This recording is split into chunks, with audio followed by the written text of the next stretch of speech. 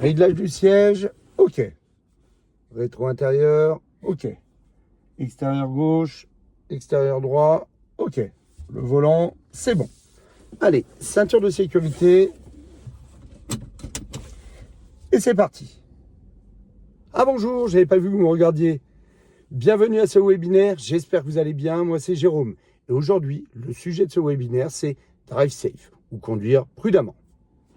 Non, Jérôme, le sujet du webinaire, c'est les fonctions Drive en W langage. C'est un jeu de mots. Ah ok. Eh bien, je vais donc vous présenter ces nouvelles fonctions pour accéder à Google Drive, OneDrive et Dropbox en W langage. Allez, c'est parti, je vous retrouve tout de suite derrière mon clavier.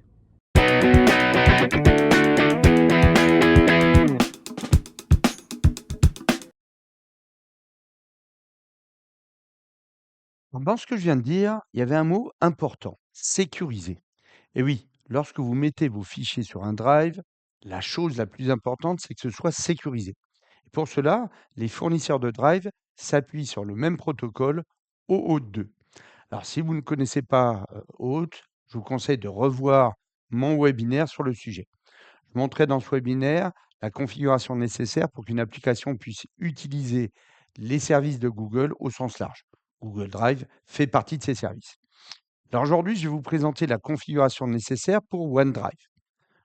Pour cela, je vais accéder au portail Azure.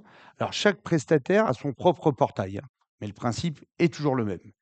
Nous voici sur le portail Azure. Il faut tout d'abord donc déclarer sur ce portail l'application qui accédera à des comptes OneDrive.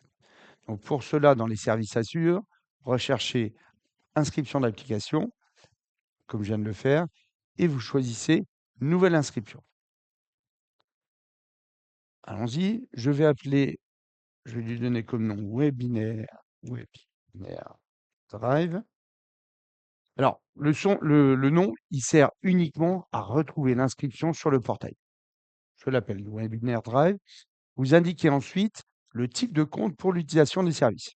Donc ici, je vais choisir la troisième option pour pouvoir accéder à un OneDrive perso. Et c'est parti, je valide.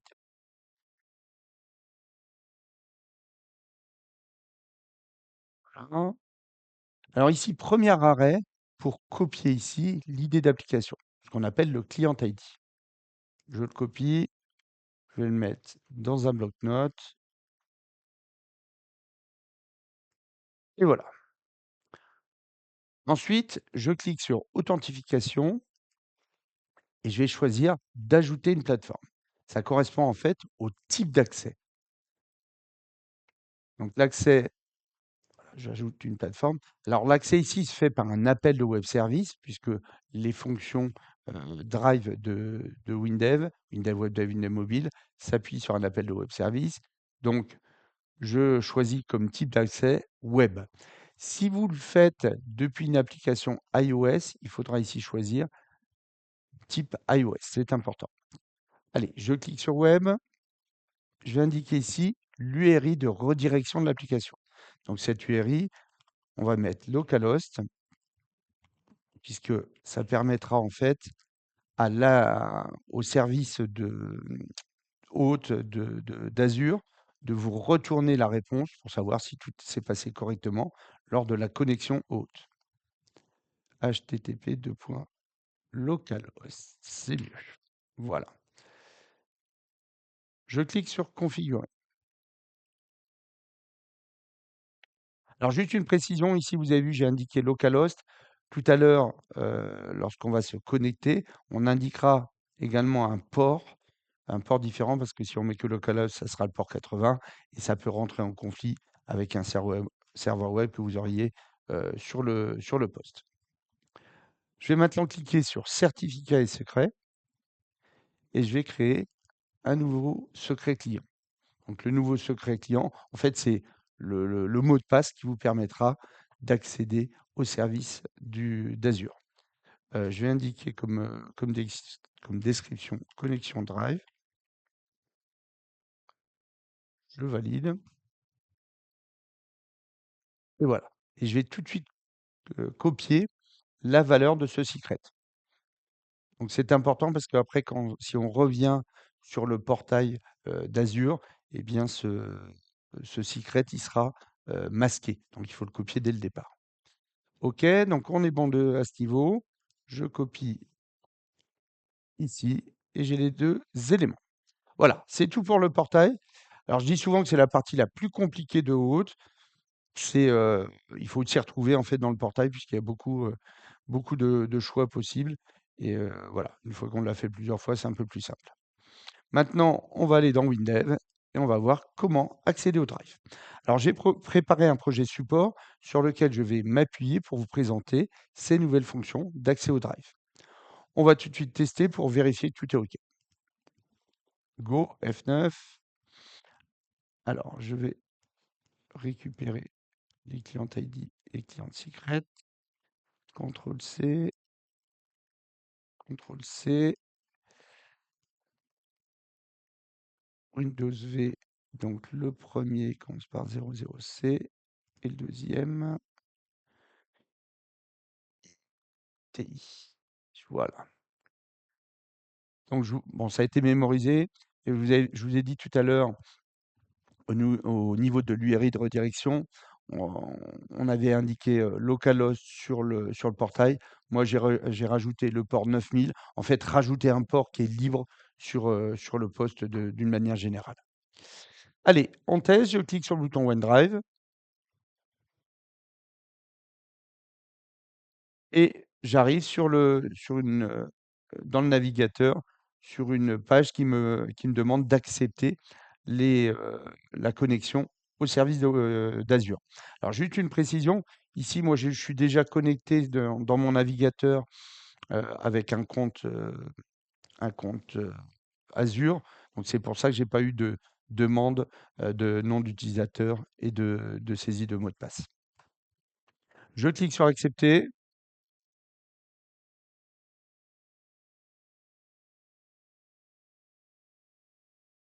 Et voilà, je suis maintenant connecté à mon OneDrive.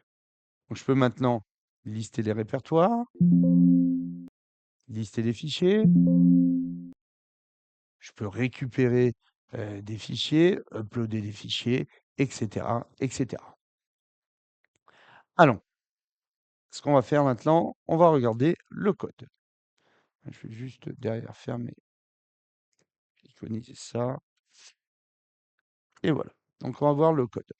Alors, on va commencer par le code de la fenêtre. Parce que dans le code de la fenêtre, je déclare une variable de type drive, que j'appelle gmondrive, qui permet en fait de manipuler le drive. Et c'est toujours le même type de variable, hein, que vous accédiez à Google Drive, à OneDrive ou à Dropbox. On va maintenant regarder le code du bouton OneDrive. Alors, vous voyez qu'ici, je déclare une variable de type O2 paramètres qui va me permettre de faire ma connexion haute. Parce que tout commence par une connexion haute 2.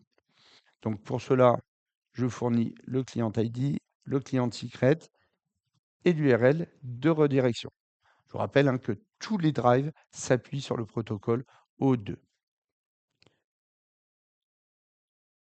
Pour se connecter, il suffit d'utiliser ODrive Connect, de lui fournir la variable O2 paramètres, qui contient donc le client ID, le secret et la redirection. Et voilà, c'est aussi simple que ça. Alors, une précision ici, dans le cas présent, je m'authentifie à chaque fois que je lance l'application. Il est bien sûr possible de stocker le token O2 pour éviter ça. Alors pour ça, il faut utiliser une autre syntaxe. Je vais vous la montrer dans l'aide. La voici. Donc ça, c'est la première syntaxe que j'ai utilisée. Et la deuxième syntaxe, c'est celle-ci. On utilise Auth-Identify pour se connecter, pour faire une connexion O2. Ça renvoie un token et on va utiliser ce token pour se connecter au Drive. Et ce token, vous pouvez ensuite le sérialiser, l'enregistrer et comme ça, vous le récupérez à chaque connexion. S'il est présent sur le poste, vous l'utilisez et l'utilisateur n'a pas à se reconnecter. Et ensuite, c'est super facile. Une fois que vous êtes connecté, je prends par exemple lister les répertoires. J'utilise mon drive liste répertoire. Si je veux lister les fichiers, mon drive liste fichier. Si je veux créer un répertoire, mon drive créer un répertoire, etc., etc. C'est super facile. Alors, une précision, hein, la fenêtre que je vous montre ici, je vais revenir, voilà, celle-ci, c'est un exemple unitaire fourni avec WinDev. Il suffit de rechercher Drive dans la liste des exemples et vous l'avez. Alors, le même exemple existe en web et en mobile. Alors, cet exemple, il présente de façon simple les différentes fonctions pour l'accès au Drive. C'est un exemple didactique.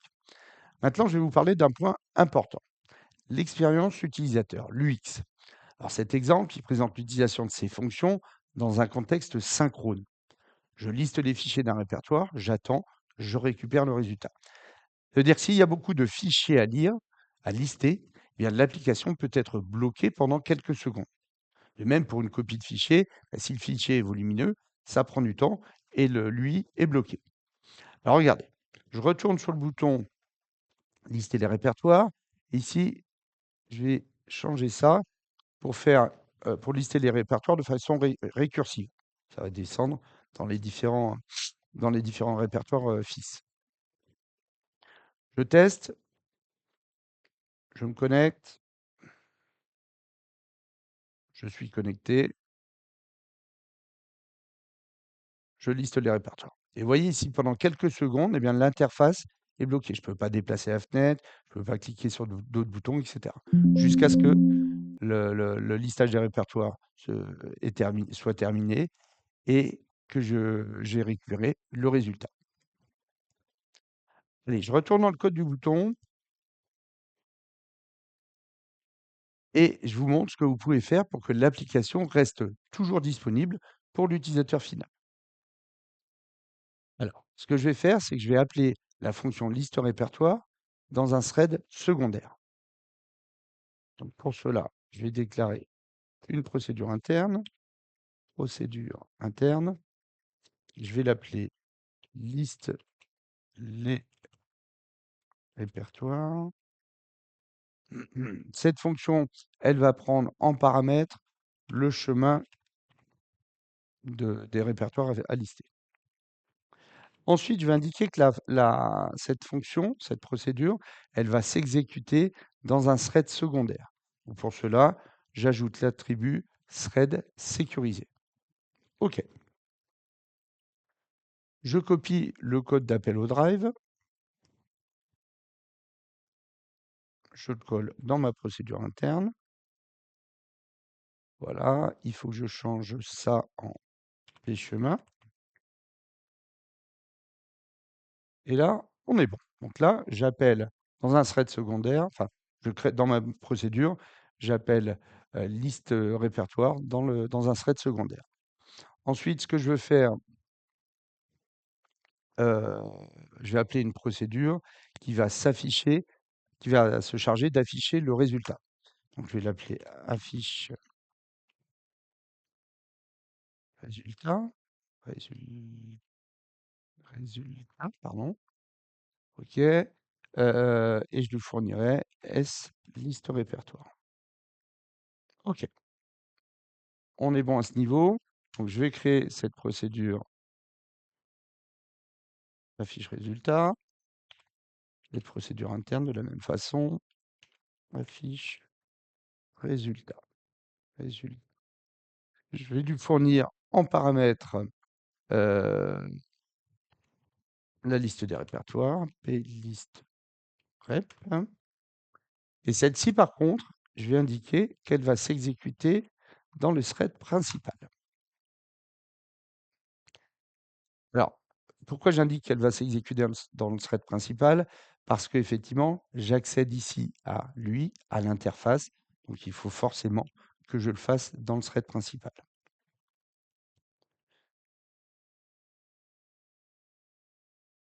OK. Alors, dans celle-ci, je vais juste récupérer. Je suis W. J'ai un temps trop. Je vais récupérer ce code-là et je vais le mettre dans ma procédure. On est bon. Ici, ça ne sera pas liste répertoire, mais plist répertoire. Et voilà. On est bon à ce niveau. Il me reste une chose à faire, appeler la procédure liste les répertoires en lui fournissant en paramètre le comment il s'appelle? Il s'appelle lister répertoire. Voilà. Le comment dirais-je? Le champ qui contient le répertoire de base. Enfin, le chemin de base où on veut lister les répertoires. Allez, c'est bon, on teste. Je me connecte. Je suis connecté. Et maintenant, je clique sur lister les répertoires. Et regardez, voyez, mon interface n'est pas bloquée. Je pourrais cliquer sur d'autres boutons. J'ai accès aux champs, etc. Donc, mon UI n'est pas bloqué. Et mon traitement pour lister les répertoires s'exécute en asynchrone. Une fois que le résultat est récupéré, il s'affiche dans une message box. Alors attention, hein, quand on veut proposer une application qui ne bloque pas l'interface, je le rappelle, il faut toujours se souvenir qu'il ne faut pas accéder à lui depuis un thread secondaire. C'est pour ça qu'ici, j'ai créé une autre procédure pour afficher le résultat qui va, elle, s'exécuter dans le thread principal. Un autre point, attention au conflit, car si l'application reste toujours utilisable, voyez, si elle reste toujours utilisable, l'utilisateur peut déclencher un autre traitement en cliquant sur un autre bouton qui soit en opposition avec le traitement qui est en train de s'exécuter. Et voilà, nous arrivons au terme de ce webinaire. J'espère que vous l'avez apprécié. Si c'est le cas, je vais afficher ma carte de visite. Voilà. Si c'est le cas, envoyez un petit pouce et partagez le lien. Et puis, si vous avez des questions sur ce webinaire, envoyez-moi un email sur jerome.aerts@pcsoft.fr. Je vous invite également à nous suivre sur les réseaux sociaux. Et puis, pour être informé de mes prochains webinaires, il vous suffit de vous abonner à notre page, à notre chaîne YouTube. Vous pouvez également retrouver de nombreuses informations techniques en suivant sur LinkedIn Guillaume et Loïc. Allez, je vous donne rendez-vous bientôt pour un prochain webinaire. Bon développement, salut!